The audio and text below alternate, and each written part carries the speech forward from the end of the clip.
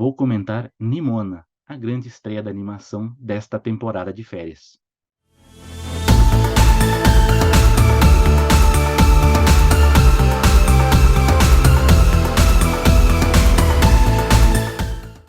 Sejam bem-vindos de volta, eu sou Selby Pegoraro, jornalista pesquisador. Novamente aquelas mensagens de praxe, se você gosta, não esqueça aí de deixar o seu joinha, compartilhar com os amigos, comentar aqui, ou pode ser diretamente aqui no YouTube, ou então comigo aí nas minhas mídias sociais. Estou voltando após um período de férias forçadas, até porque eu peguei uma forte gripe, mas estou aqui firme e forte para retomar a temporada do Animmagic. Mas vamos rapidamente ao nosso tema de hoje, que é animação Nimona. É, lógico que o assunto do momento é o grande sucesso alcançado pelas duas estreias, né, desse final de temporada de férias, que é o filme da Barbie, que mais uma vez a gente está vendo o sucesso de um filme baseado em um produto, né, uma coisa já consagrada, algo já conhecido, né? A gente teve essa discussão aqui no canal quando eu discuti o sucesso da animação Super Mario. Então a Barbie ela repercute um pouco dessa, dessas mesmas causas.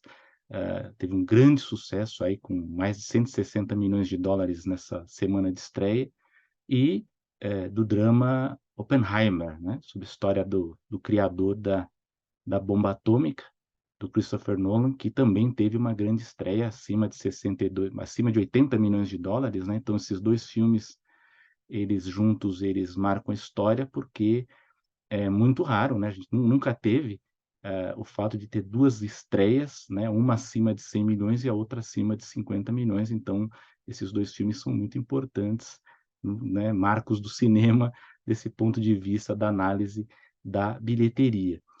Tivemos um caso bem interessante da animação da Pixar Elementos, que não estreou tão bem, mas ela até que está tendo um histórico, né, de bilheteria bem interessante, porque não está tendo grandes quedas de semana a semana, então está bem regular, mas logicamente que para o estúdio ainda é considerado uma decepção, então não dá para festejar muito esses bons números, né, embora esteja até que fazendo uma bilheteria muito boa no mercado internacional. Mas temos aí Nimona, que é a grande estreia da Netflix, Netflix que entre altos e baixos tem apresentado para a gente bons exemplos de animação. Já falei aqui que da temporada passada, aí o Arcane, para mim, é um dos grandes destaques. Nimona tem uma história bem interessante, porque era uma produção da Blue Sky, né? Porque a produtora mais conhecida pelas animações era do Gelo, Rio, é baseada numa webcomic, né? Um quadrinho digital, que já foi tema aqui também no canal Animagic, né? As webcomics. É uma webcomic escrita por N.D. Stevenson, que depois fez sucesso, conseguiu parceria editorial, depois vendeu os direitos para a Blue Sky, né, que fazia parte na época da corporação Fox.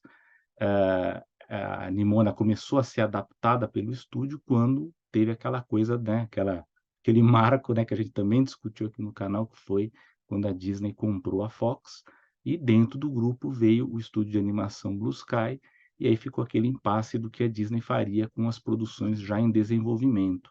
No caso de Nimona, 70% do filme já estava pronto, e ficou aquele impasse se a Disney terminaria o filme ou não, e aí tem as teorias conspiratórias, né? As conspirações, se a Disney teria desistido do filme por causa dos tema, né, de representatividade, das questões envolvidas no filme, mas pode até ter tido esse peso, mas é muito difícil quando há esse processo de fusão de estúdios que se aproveite tudo que está sendo desenvolvido, né? Uma coisa, burocracia mesmo interna dos estúdios, e havia uma discussão interna de que assumir, né, uma operação de um terceiro estúdio, né? A Disney já opera com a própria Disney Animation e a Pixar, então você teria uma terceira operação que fica na costa leste americana, seria uma operação muito cara e na época, pela perspectiva que havia em relação ao filme Nimona, a Disney viu naquele momento como desinteressante. Mas como a história do cinema tem dessas reviravoltas, o filme acabou nas mãos de uma outra produtora chamada Annapurna, por sinal está passando aí por um período de dificuldade financeira, vamos ver se ela consegue se restabelecer, mas ela topou fazer o trabalho de conclusão do filme e acabou tendo esse acordo de distribuição com a Netflix, que estreou nessa temporada de férias, né. Nimona, ela não é propriamente uma adaptação fiel ao webcomic, ela se distancia em muitos aspectos, né, inclusive, tirando um pouco de algumas camadas de discussão política, que é um pouco mais densa na webcomic, e acaba preenchendo certas lacunas também dos quadrinhos, que no caso faria com que o leitor imaginasse certas coisas, aí no caso da animação ela acaba preenchendo isso, mas de todo modo é uma animação muito bonita, que lida com os aspectos medievais, num mix também com elementos futuristas, né, uma ficção muito interessante, que também tem do ponto de vista estético, a questão interessante do mix entre 2D e 3D, com aquela questão, né, desse filtro, né, de animação que a gente tem visto, nas animações contemporâneas. E o que a gente vê é uma aventura muito divertida, que lida com essa questão de transformações, com metáforas, e isso acaba se tornando uma experiência narrativa bem interessante. Não é um filme longo também, que é sempre muito bom, porque sempre tem essa coisa da gente ter filmes muito longos, com 2 horas e meia, 3 horas. É um filme de 1 hora e meia, e que inclusive dá brechas para continuações. E é um filme bem amarrado, assim, bem interessante de assistir, e é uma recomendação aqui do canal para que vocês confiram essa grande estreia da Netflix. A direção é do Nick Bruno e do Troy Quane, né, com a trilha do Christopher Beck. Ah, e uma coisa bem interessante quando a gente vai analisar, o sucesso do Nimona na Netflix, eu falo sucesso do ponto de vista do engajamento digital, que a gente via as pessoas comentando, né, no Twitter, no Facebook, no Instagram, enfim, todas essas redes, porque esse filme não foi para os cinemas, ele não foi lançado em home video, né, em DVD, Blu-ray, que seja.